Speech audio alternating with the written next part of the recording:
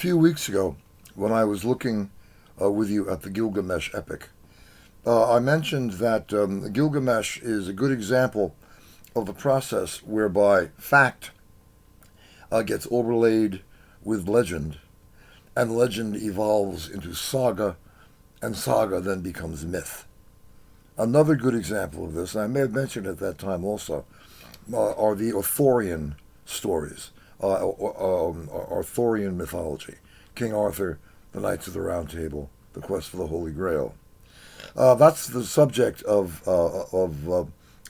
today's lecture. I want to show you the process whereby this actually happened.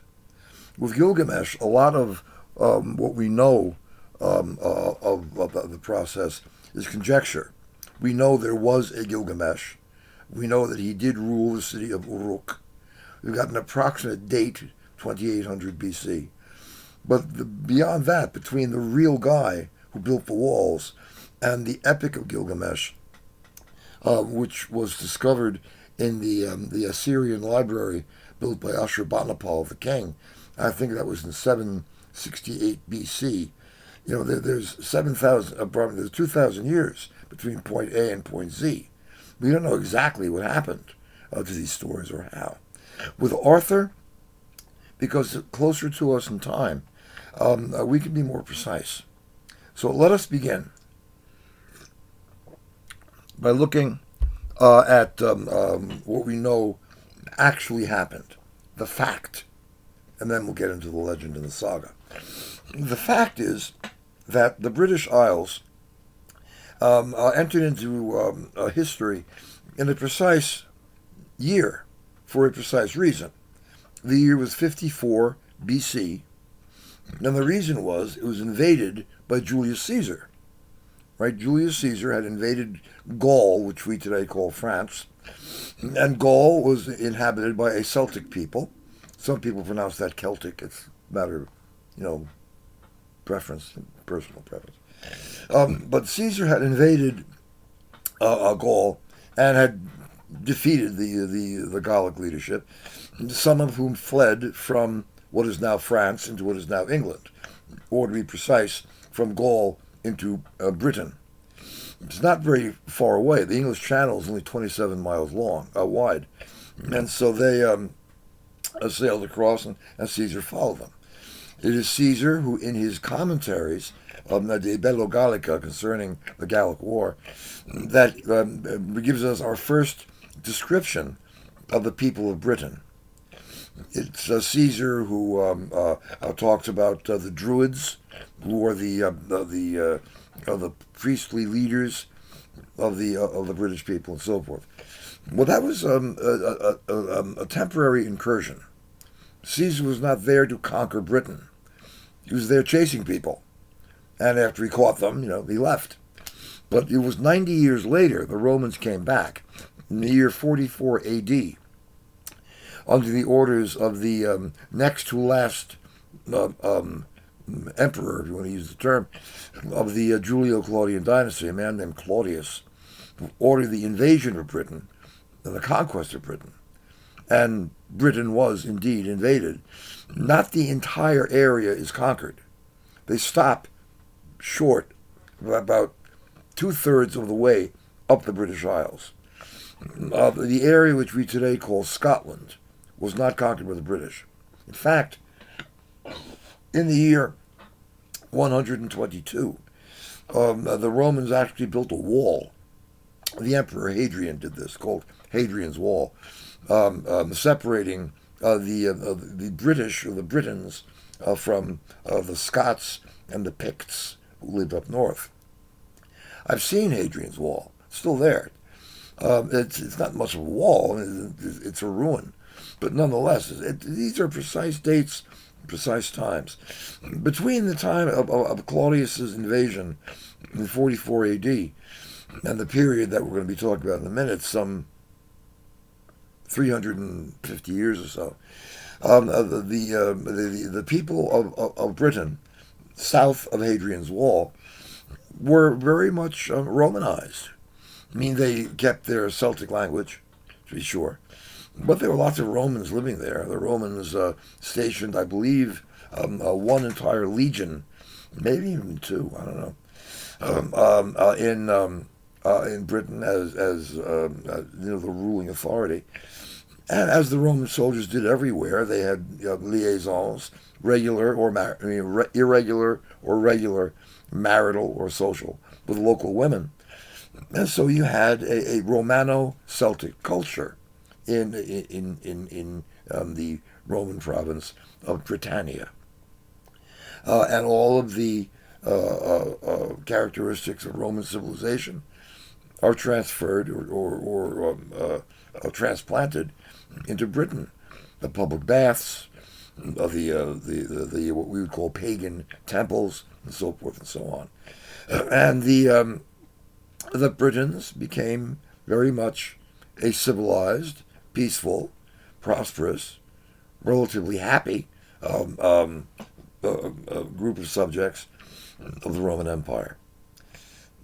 Around the year 360 AD, the first raids of these Germanic barbarians who we looked at last time begin to hit the coast of Great Britain.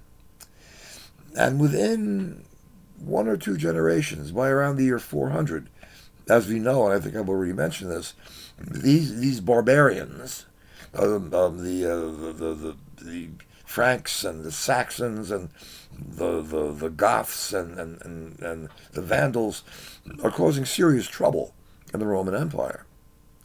Precise date. In the year 409, the Goths, Goths, the Goths invade the Western Roman Empire. In the year 410, they take the city of Rome. They don't keep it. I mean, they're not organized conquerors. They're a bunch of thieves, murderers, and rapists. But the Goths, they capture the city of Rome.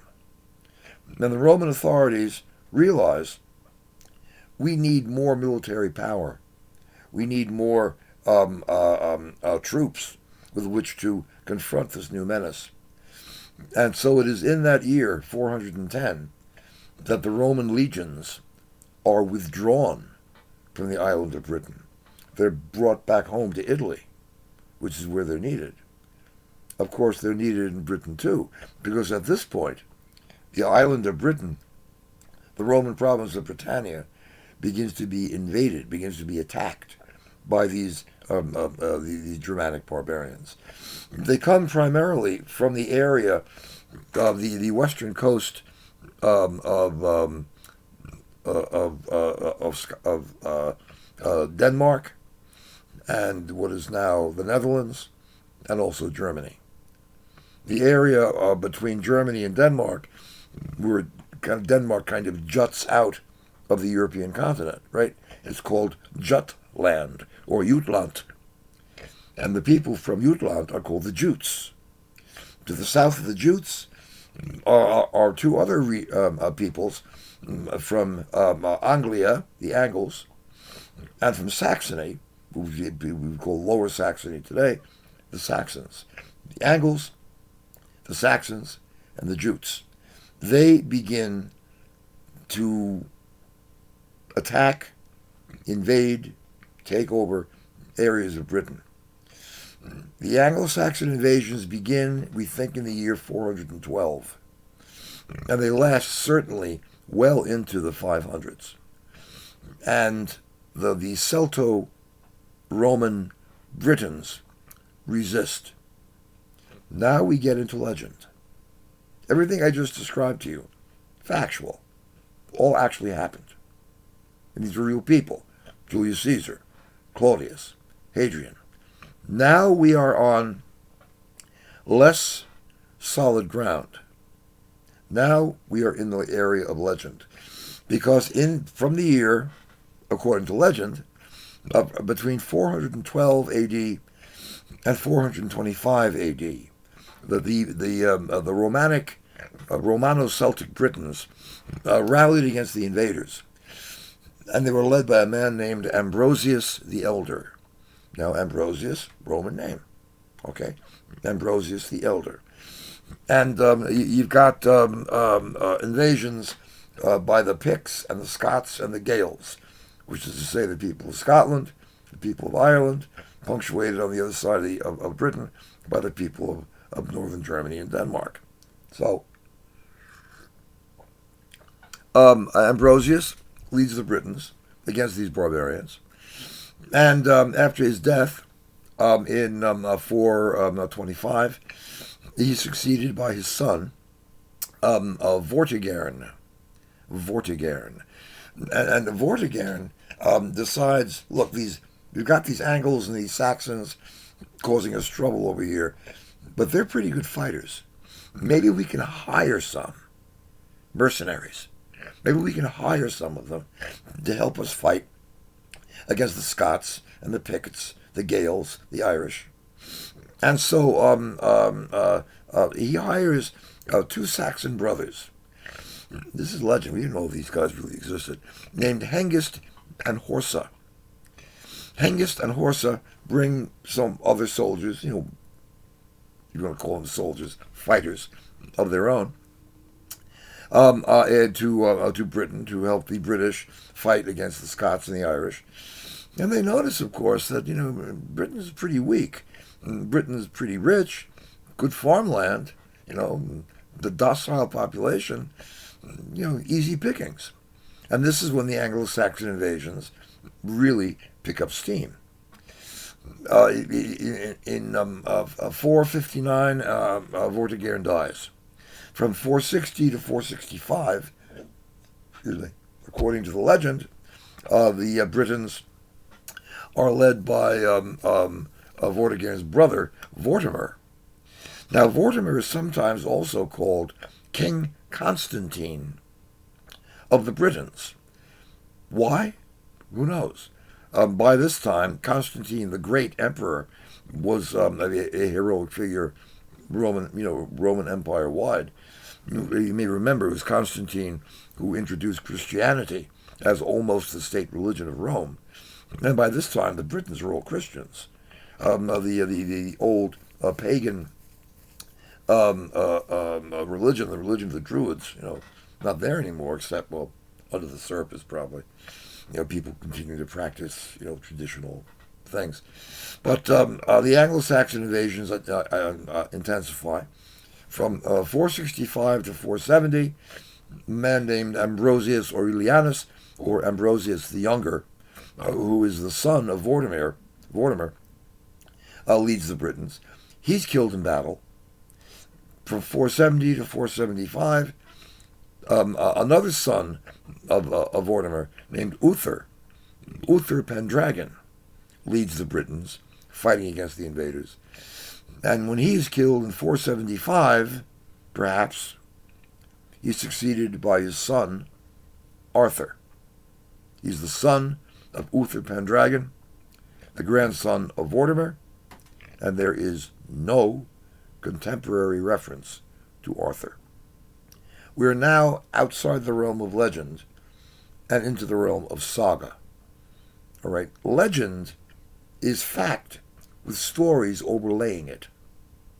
Saga is the fundamental self-definition story of a culture, which may or may not be real. Okay? I'm going to give you a biblical parallel, working backwards in the Bible story. It got the fact of the kingdoms of Israel and Judah, the fact of the reigns of kings like Josiah and Ahab and Rehoboam and so forth. You go back beyond those facts to what came before that, the stories of David and Solomon and Saul, probably real people, much too realistic as a narrative to be just totally made up. We don't know a whole lot about them, though. But when you go back beyond that to Moses, and Abraham, we're talking about saga. We don't know anything about Moses historically. We don't know anything about Abraham except what's in the Bible. There are reasons to think, the Egyptian connection, Amenhotep IV, all that stuff we talked about. We don't really know. When you go back beyond Moses beyond Abraham rather, up to Noah and to Adam, well, this is myth.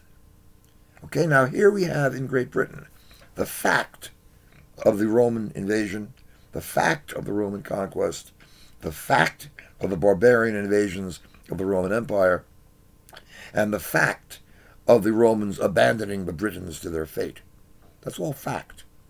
We talk here now about these shadowy figures, Ambrosius, Vortimer, and these named individuals who led the Anglo-Saxon invasions, Hengist and Horsa.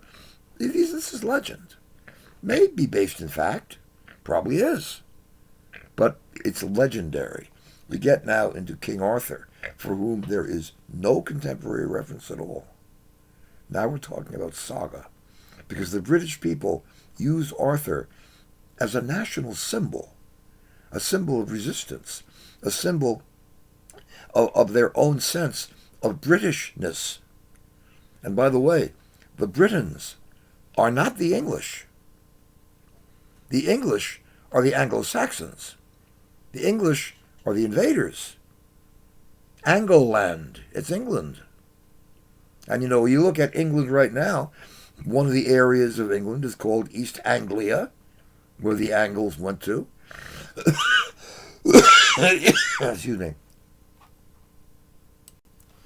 If you look in the areas of southern England, you got three districts called Essex, Wessex, and Sussex. Essex, East Saxony. Wessex, West Saxony.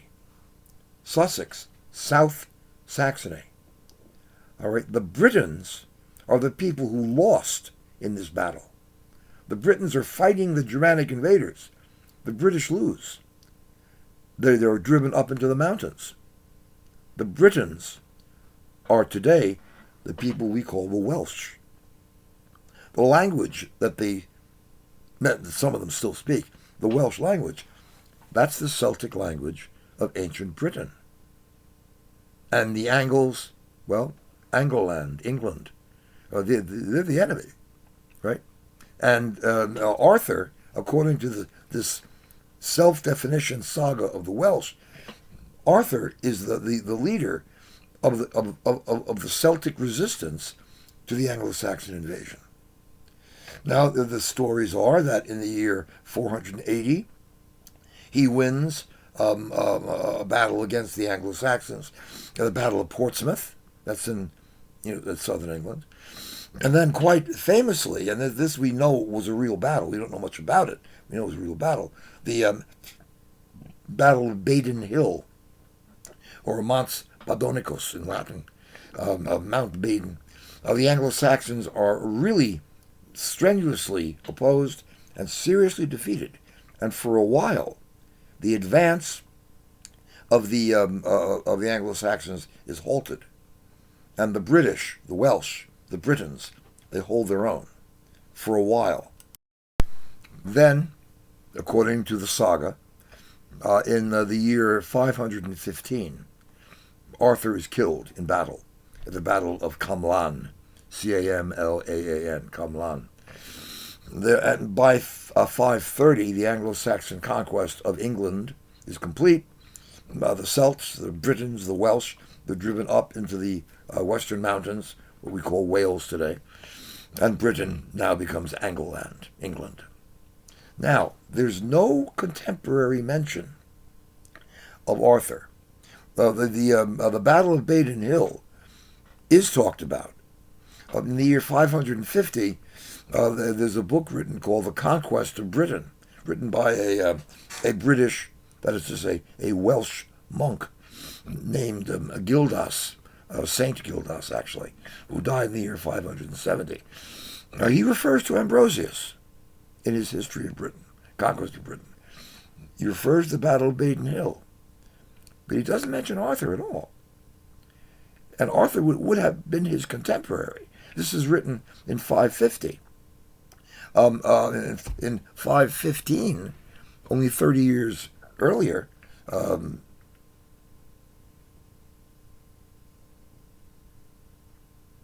35 years earlier, yeah. When Arthur was killed, it's pretty much contemporary. If he was a real character, it's reasonable to think that Gildas would have mentioned him at least. But then again, we don't know what happened. We do know, though, that a couple of hundred years later, the saga is already evolving. In the year 828, another Welsh monk named Nennius wrote a book called Historia Britonum, the History of Britain. And he begins with where did the British come from? Of course they came from Troy, right? The French say the same thing. That's why the capital of Paris is France. France is Paris, right? Prince of Troy. Well, of course the Romans also have said the same thing. We are the Trojans. So the British too. Okay. The Historia Britonum begins with the Trojan refugees coming to Britain, and he goes up to Arthur's death. He mentions Arthur and a lot of the stories about Arthur. I want to read you 2 excerpts from the Historia Britonum, and you can see that the saga is already being mythologized. Listen to this. This is his description of the battle of Baden Hill, the battle of Mount Mospadonicus. The 12th great battle against the Saxons was on Mount Badoni, where in one day 960 men were killed in one attack of Arthur's, and no one but himself laid them low. 960 Saxons were killed, and Arthur killed all of them. Yeah. Then the warrior Arthur, with all the kings of Britain, made war upon the Saxons.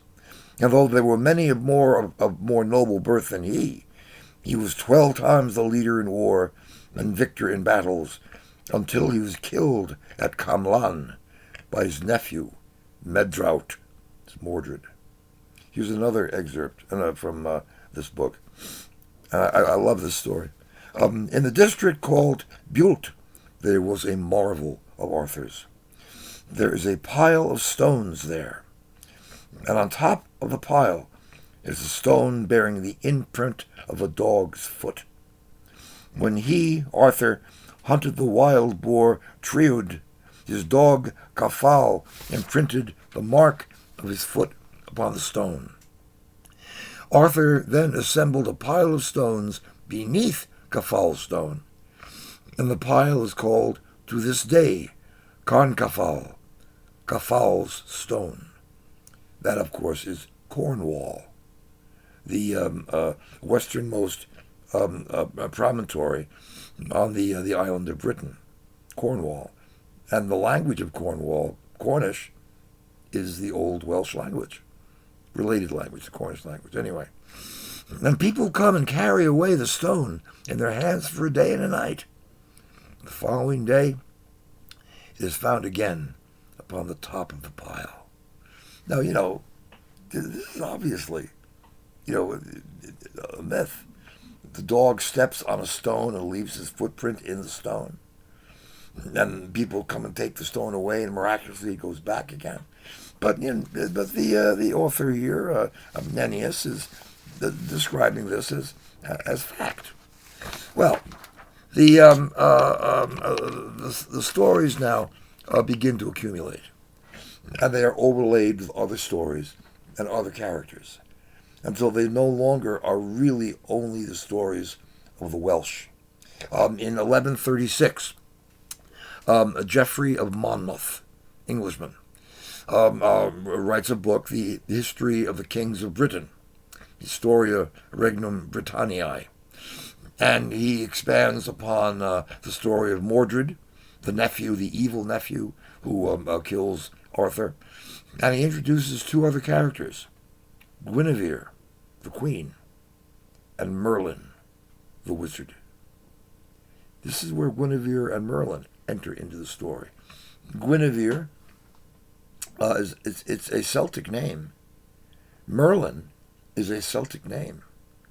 So there's, again, it's rooted in things, but these are now myths. In 1155, a fellow with the wonderful name of Wace the Rhymer, W-A-C-E, Wace the Rhymer, obviously a poet, contemporary, by the way, of Thomas the Rhymer in Scotland, Thomas the poet. Wace the Rhymer was a Norman. Okay, by 1155, England has been conquered by the Normans, the Norwegians, who had taken over northern France. They were French speakers, but they were Vikings, right? And he's a Norman poet. And he introduces the idea or the ideas of chivalry into the Arthurian stories. And it is in the stories, the poems of Wace the Rhymer, that we find the round table. And the idea of the round table, of course, is that nobody is sitting at the head of the table. There is no head of the table.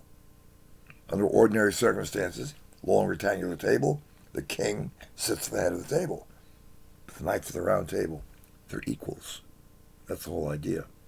The chivalric values, the protection of women, the protection of the weak, the fight against evil, all the stuff that you read about in, as parody in the story of Don Quixote de la Mancha, but taken seriously, to be willing to march into hell for a heavenly cause, to be willing to fight for the right for as long as you live, to be willing to die so that honor and justice may live.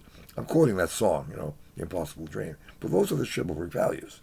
And they're introduced here by Wace the Rhymer. A little while later, 1181, we see a man named Chrétien de Troyes, who is a short story writer. He writes these stories. Some of them are poetic, some of them are prose, of stories of courtly love, romantic poetry, because this is the era of the troubadours and you picture the knight going off into a joust with the lady's handkerchief tied to his lance, not his wife, somebody else's wife, but someone whom he worships from afar. He introduces Lancelot and Sir Percival and the story of Tristan and Isolde. All these things that get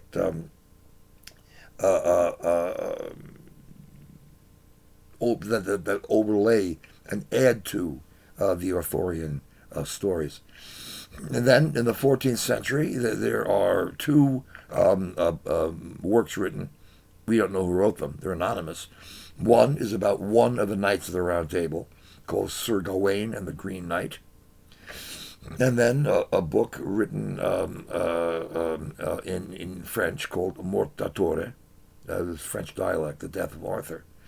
Arthur is the warrior, and Gawain and Sir Galahad, they come in here in the 14th century. And then in the year 1485, everything I've just described to you gets put together into one work, and that is La Mort d'Arthur, The Death of Arthur, written by Sir Thomas Malory. And that is where you have, in full form, the Arthurian mythology. And it involves the French and other lands that are named, but location is unknown and so forth. And these are the stories that we now have. Now, final comment. There's a place in southern England called Glastonbury. And, the English, like all peoples, they have make-believe stories about where they came from. And it's interesting to note how many places in Europe, according to local stories, were actually visited by Jesus when he was a little boy. Well, according to this story, Jesus came to England. The story is this, that Jesus' uncle, Joseph of Arimathea, was a merchant. And Jesus and his uncle Joseph went on a sea voyage to buy and sell things, whatever, Eastern Mediterranean. Bad storm blew them off course. They were blown out through the Strait of Gibraltar, the Pillars of Hercules. That's what they called Gibraltar in those days. And they ended up on the coast of Britain. Well, while they were there, a couple of interesting things happened. One thing is that Joseph, who's an old man, walks with a walking stick, sticks his walking stick in the ground. Jesus blesses the walking stick, and it becomes a rose bush. A rose bush that never dies. Just keeps growing roses year in and year out. And then, of course, the second thing is that a ship is sent for them. They go back to Israel. But where the rose bush grew, that became a site of Christian pilgrimage. And the Christian pilgrimage led to the founding there of an abbey. It's a monastery run by an abbot. That's what an abbey is. And the rose bush, of course, is constantly being pruned and grafted. So it's still there. But obviously not the original bush. But anyway, in I think it's 1191, something like that, the abbey burns down, and it's being rebuilt. And in the course of the rebuilding, they discover a grave marker. And what it says on the grave marker, Hic jacet Arthurus, Rex quondam, Rexque futurus. Here lies Arthur, the once and future king. Interesting. One of the things I'm asking you to watch as we conclude our look at mythology is a song. It's here on Blackboard. It's called Merlin's Time by the Scottish singer Al Stewart. It's beautiful, I think. Begins with notes being plucked on a Welsh harp. And I think it makes a nice coda, a nice end to our look at mythology.